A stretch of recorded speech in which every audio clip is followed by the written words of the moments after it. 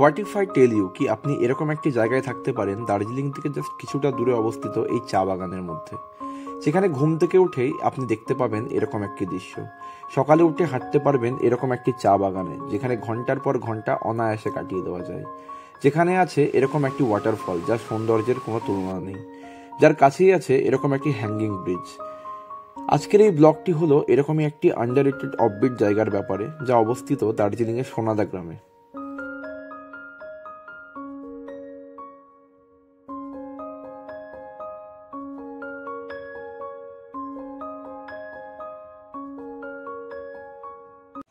আমি ডিরেক্ট দার্জিলিং থেকে রওনা দিয়েছিলাম সোনাদার উদ্দেশ্যে।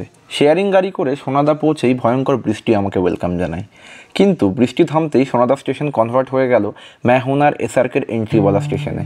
চারিদিক ভয়ঙ্কর কুয়াশায় ঢাকা পড়ে গেল, আর আপনারা ভালোভাবেই জানেন যে পাহাড়ের ফগি ওয়েদার আমার কতটা ভালো লাগে। তাহলে চলুন একটু ফগি সোনাদা স্টেশনকে মন ভরে দেখে নেওয়া যাক।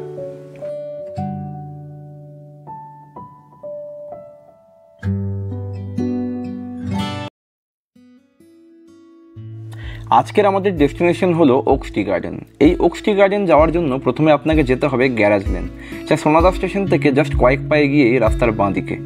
এটাই হলো গ্যারাজ লেন। এখান থেকে ওকস টি গার্ডেন যাওয়ার জন্য শেয়ারিং বা রিজার্ভ গাড়ি পাওয়া যায়, তবে শেয়ারিং গাড়ির সংখ্যা খুবই কম এবং সেরকমভাবে কোনো ফিক্সড টাইমিংও নেই। দুপুর 1টার পর থেকে সাধারণত এই শেয়ারিং গাড়িগুলি পাওয়া যায়। তবে আর একটি উপায় হলো এই গ্যারাজ লেন থেকে কোঠিধরা অবধি শেয়ারিং গাড়িতে এসে সেখান থেকে পায়ে হেঁটে 5-10 মিনিট হাঁটা পথেই এই ওকস টি গার্ডেন। তবে সোনাদা স্টেশন থেকে ওকস টি গার্ডেন আসার রাস্তা খুব একটা স্মুথ না, মাঝে মাঝে রাস্তা খারাপ। তাই আমার মতে ফ্যামিলি ট্রিপে এলে বা গ্রুপ ট্যুরে এলে গাড়ি রিজার্ভ করে নেওয়াই বেটার।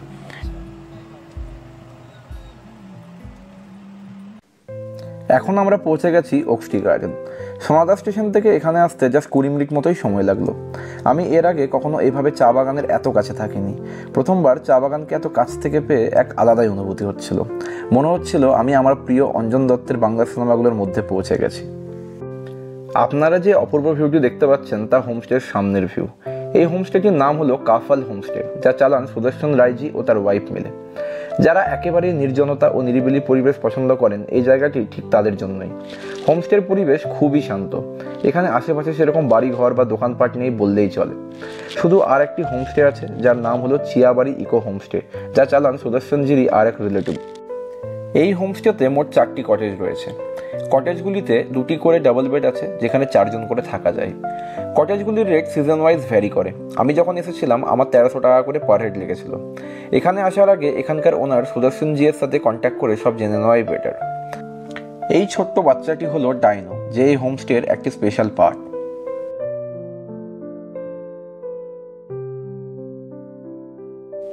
এই হোমস্টের সব থেকে বড় হাইলাইট হলো এই ব্যালকনি। এখান থেকে চা বাগানের ভিউয়ের জাস্ট তুলনা হয় না। ডাইনো সারাদিন এখানেই বসে বসে ল্যাদ খায়। এই ওকস টি গার্ডেন পৌঁছাতে আমার প্রায় দুপুর 3:30 বেজে গেছিলো।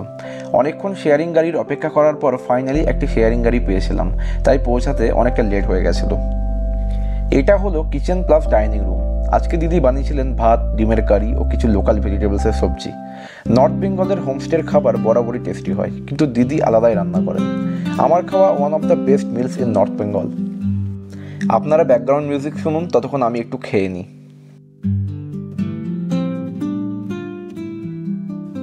খাওয়া দাওয়া শেষ করে আশপাশটা একটু ঘুরতে বেরোলাম। আজ আর কোথাও যাওয়ার অবস্থা নেই, যা বেলা হয়ে গেছে। হোমস্টে থেকে কিছুটা এগিয়ে দেখতে পেলাম ওকস টি ফ্যাক্টরি। হোমস্টের সামনের পুরো চা বাগানটা এনাদেরই। চা ফ্যাক্টরি ঘুরে আবার হোমস্টে ফিরে এলাম। দেখলাম ডাইনো ইভিনিং ওয়াকে বেরিয়েছে। দিদি জিজ্ঞেস করলেন মোমো খাবে না পকোড়া। যদিও আমি লেট লাঞ্চ করেছিলাম, কিন্তু বাঙালি কিভাবে মোমোর নাম শুনে আর থাকতে পারে। বললাম মোমো খাবো। এবার শুরু হলো মোমোর প্রস্তুতি।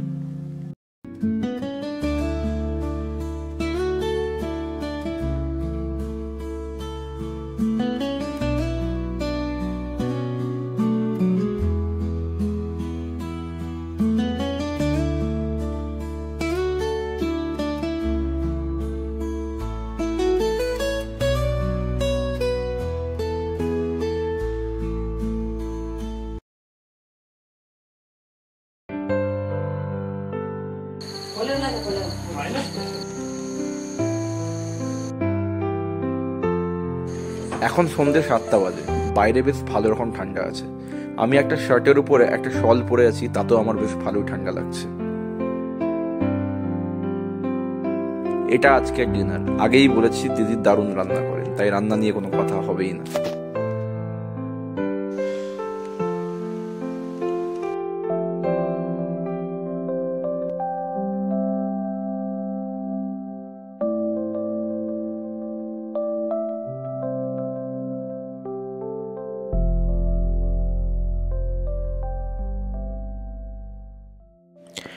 আজ ওকস্টি গার্ডেনে আমার দ্বিতীয় দিন।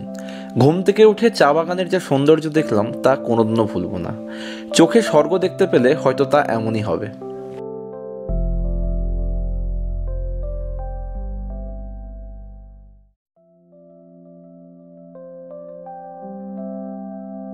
সুদর্শনজি চা নিয়ে এলেন। এই চা ওকস্টি গার্ডেনেরই চা পাতা দিয়ে বানানো। চা খেয়ে আমি ব্রেকফাস্টে সেরে নিলাম, কারণ আমার ইচ্ছে ছিল সকালে চা বাগানটা পায়ে হেঁটে ঘুরবো। ব্রেকফাস্টে ছিল লুচি আর একটা লোকাল পাহাড়ি সবজি।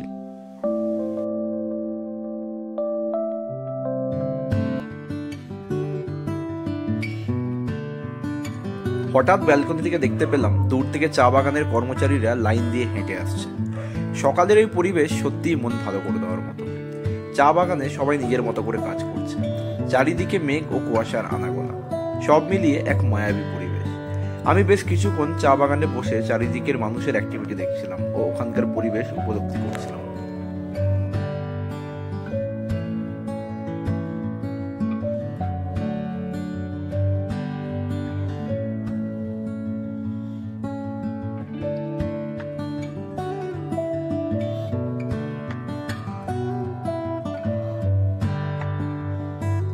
চা বাগান থেকে ফিরে স্নান করে শুরু হলো আজকের পুরো দিনের লোকাল সাইট সিন। আমি শুভঙ্করজিকেই বলে রেখেছিলাম ওনার গাড়িতে করে আমাদের নিয়ে যেতে। আপনারাও ঘুরতে চাইলে ওনাকে ডিরেক্টলি বলতে পারেন। আর তাছাড়া স্কুটি অ্যাভেলেবেল থাকলে ওনাদের থেকে রেন্টও নিতে পারেন। আমি নিইনি, কারণ অচেনা জায়গায় সাইট সিন করতে আর জায়গাগুলো খুঁজে পেতে পেতেই অনেকটা সময় চলে যায়। হোমস্টে থেকে বেরিয়ে আমাদের ফার্স্ট ডেস্টিনেশন হলো সোনাদা মোনাস্ট্রি। এই মোনাস্ট্রিটি সোনাদা স্টেশনের একদম কাছেই। দার্জিলিং যাওয়ার সময় রাস্তার ডান দিকে পড়ে।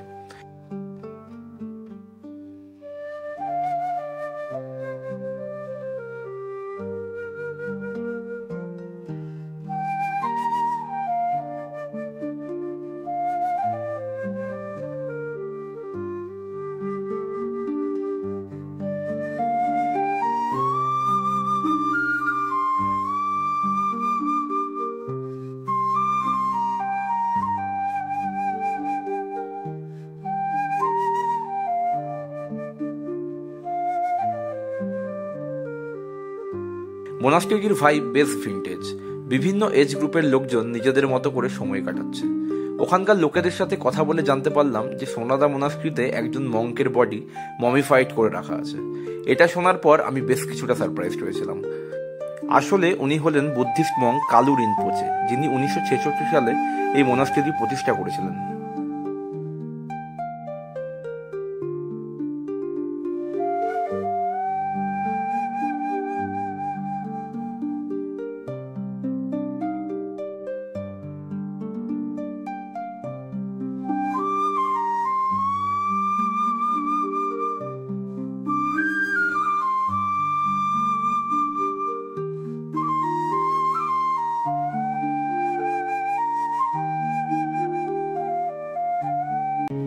মোনাস্ট্রি থেকে বেরিয়ে আমরা চললাম আজকের সবচেয়ে ইন্টারেস্টিং জায়গা, যার নাম হলো ইন্দ্রাণী ওয়াটারফলস, যা রেনবো ওয়াটারফলস নামেও পরিচিত। তার কারণ হলো এখানে ওয়েদার ভালো থাকলে ওয়াটারফলের মধ্যেই রেনবো দেখা যায়। ওয়াটারফলটা অবস্থিত বেশ অফবিট এরিয়াতে, একদম নির্জন জায়গা, এক দুটো হোমস্টে ছাড়া জাস্ট আর কিচ্ছু নেই। এটা ওয়াটারফলে যাওয়ার আগে দূর থেকে ওয়াটারফলের ভিউ, যা এখন একেবারেই দেখা যাচ্ছে না মেঘের জন্য। এবার গাড়ি থেকে নামলাম ও নেমেই দেখতে পেলাম একটা ছোট্ট ওয়াটারফল। এখন মনসুন, তাই চারিদিকে এরকম ছোটখাটো ওয়াটারফল পাহাড়ে প্রায়ই তৈরি হয়ে যায়।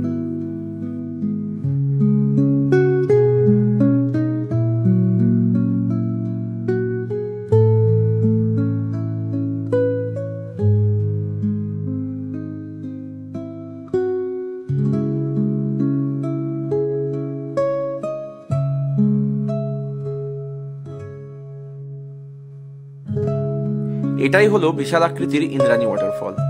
আমি আগে কখনো প্রপার ওয়াটারফল বা ঝর্ণা দেখিনি। ওয়াটারফল অব্দি যেতে গেলে এই উডেন ব্রিজ দিয়ে যেতে হয়।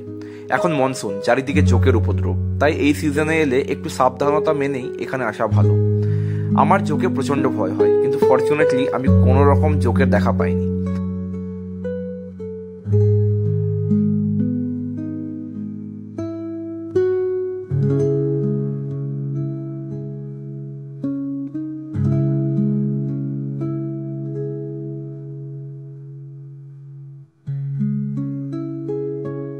এই ওয়াটারফলে আসার পর আমার জাস্ট এখান থেকে ফেরত যেতে ইচ্ছে করছিল না। আমি জলের ছিটে অলমোস্ট ভিজে গেছিলাম। জলের এত বেগ মনে হচ্ছিল যেন সাদা দুধ ঝরে পড়ছে। সোনাদা এলে এই ওয়াটারফলটা কিন্তু এভরিওয়ানের মাস্ট ভিজিট লিস্টে থাকা উচিত।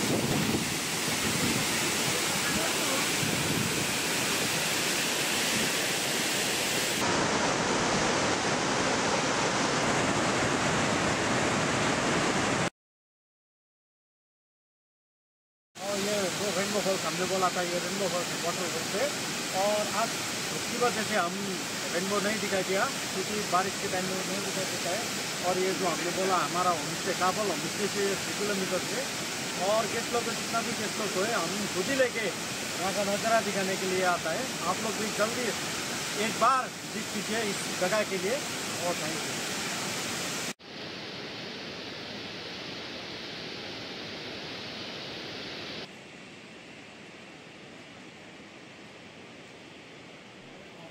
এই নতুন হোমস্টেটি ইন্দ্রাণী ওয়াটারফলসের ঠিক উল্টো দিকেই তৈরি করা হচ্ছে। এখান থেকে ইন্দ্রাণী ওয়াটারফলসের সৌন্দর্য রুম থেকেই উপভোগ করা যাবে। এরপর আমাদের নেক্সট ডেস্টিনেশন হলো গ্রোটো। গ্রোটো একটি ধার্মিক স্থান। এখানে যীশুখ্রিস্টের ক্রুসিফিকেশনকে বিভিন্ন স্ট্যাচুর মাধ্যমে দেখানো হয়েছে। গ্রোটো সোনাদা স্টেশন থেকে 15-20 মিনিট ডিস্টেন্সেই অবস্থিত।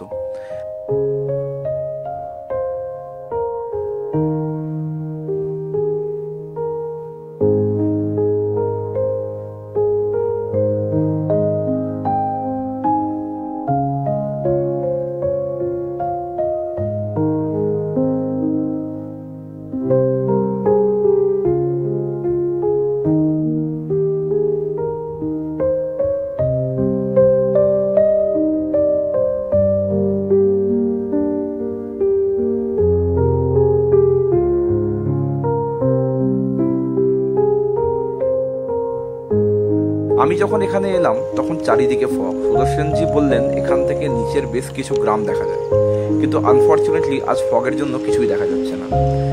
আপনারা ইনফরমেশনটা ওনার মুখেই শুনুন। अभी यहाँ से हम पूरा ये ग्रोटो का से पूरा नज़ारा नीचे दिखाई देता है। यहाँ नीचे में पूरा पूरा गांव है। यहाँ से सिलगढ़ी प्लेन्स दिखाई देता है, कोर्सिंग सभी जगह मिरिक यहाँ से दिखाई देता है। और पास ही में सलेशन कॉलेज वो है जो बड़ा वाला कॉलेज दिखाई देता है। आज फगी की वजह से कुछ दिखाई नहीं दे रहा है। और आप लोग फिर एक बार यहाँ विजिट के लिए ज़रूर आना चाहिए, क्योंकि यहाँ से इतना अच्छा नज़ारा और दूसरा कहीं से नहीं देखा देता है। सोनादा। আমরা ওখান থেকে বেরোনোর জন্য প্রস্তুতি নিচ্ছিলাম, হঠাৎ তখনই সামনের ফগগুলো সরতে শুরু করলো। তারপর কি দেখলাম তা আপনারা দেখতেই পাচ্ছেন।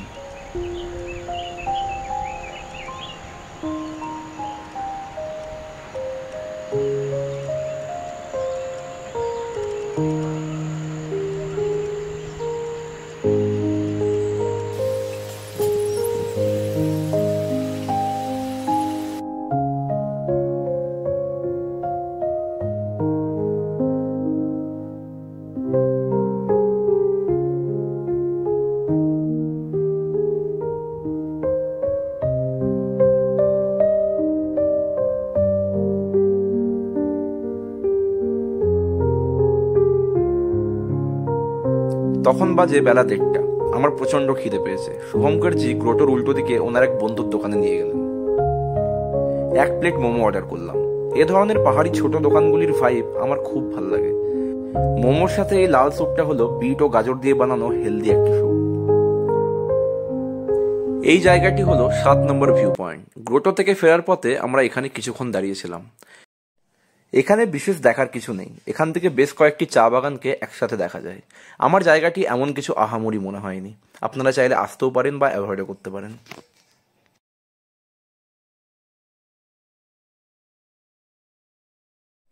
এই ভিউ পয়েন্ট থেকে কিছুটা এগিয়ে এই বুদ্ধা স্ট্যাচুটি দেখতে পেলাম। আমাদের প্রচণ্ড খিদে পেয়েছিল, তাই লাঞ্চ করতে হোমস্টে ফিরে এলাম। আজ লাঞ্চে ছিল ডাল, ভাত, সয়াবিন দিয়ে বানানো ভেজ সসেজ ও কচি বাঁশের সবজি।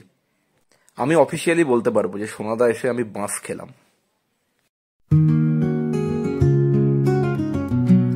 আজকের আমাদের লাস্ট ডেস্টিনেশন হলো বালাসন নদীর উপর অবস্থিত ইনটেক ব্রিজ। ইনটেক প্রায় সমতলের কাছেই অবস্থিত বলা যায়।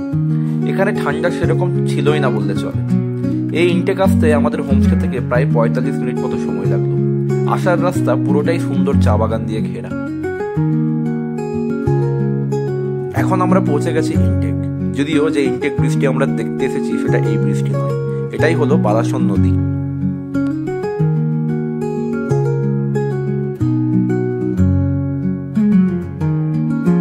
এটাই হলো ইনটেকের সেই ব্রিজ যা আমরা দেখতে এসেছি। ওই ব্রিজে যেতে হলে পেছনের একটি রাস্তা দিয়ে হেঁটে যেতে হয়। ব্রিজে আস্তে আস্তে আকাশ মেঘলা হয়ে যায় ও হালকা হালকা ঝিরিঝিরি বৃষ্টি পড়তে শুরু করে এবং আমাকে আমার ক্যামেরা বাধ্য হয়ে ঢুকিয়ে দিতে হয়। ব্রিজে হাঁটার পর বুঝতে পারলাম এখানে আসাটা অ্যাকচুয়ালি অর্দি ছিল। কেন তা আপনারা নিজেরাই দেখে নিন।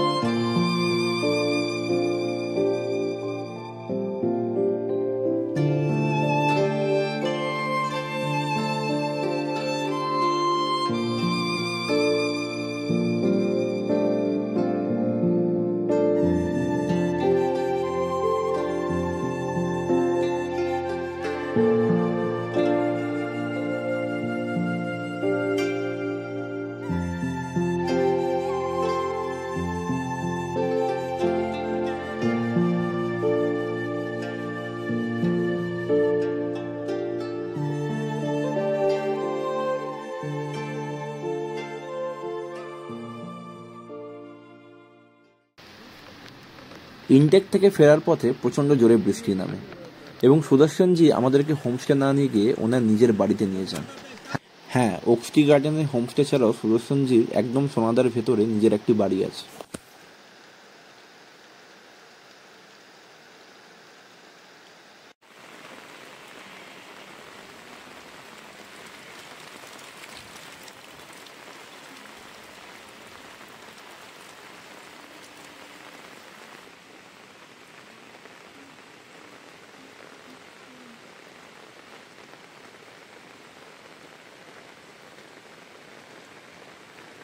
সুদর্শনজির বাড়ি দেখে আমার জাস্ট একটাই কথা মনে হলো, আমার কেন এরকম একটি বাড়ি নেই। আমাদের সোনাদার জার্নি এখানেই শেষ।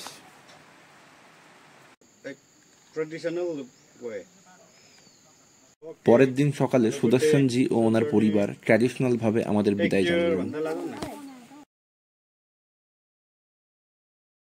সোনাদা থেকে আমরা স্কুটি রেন্ট করে বেরোলাম কার্শিয়াং এর উদ্দেশ্যে, যার ডিটেলস আপনারা দেখতে পাবেন আমার পরের ভিডিও। আমাদের সোনাদার ব্লগটি আপনাদের ভালো লেগে থাকলে অবশ্যই লাইক, কমেন্ট এবং সাবস্ক্রাইব করে আমাদেরকে সাপোর্ট করবেন।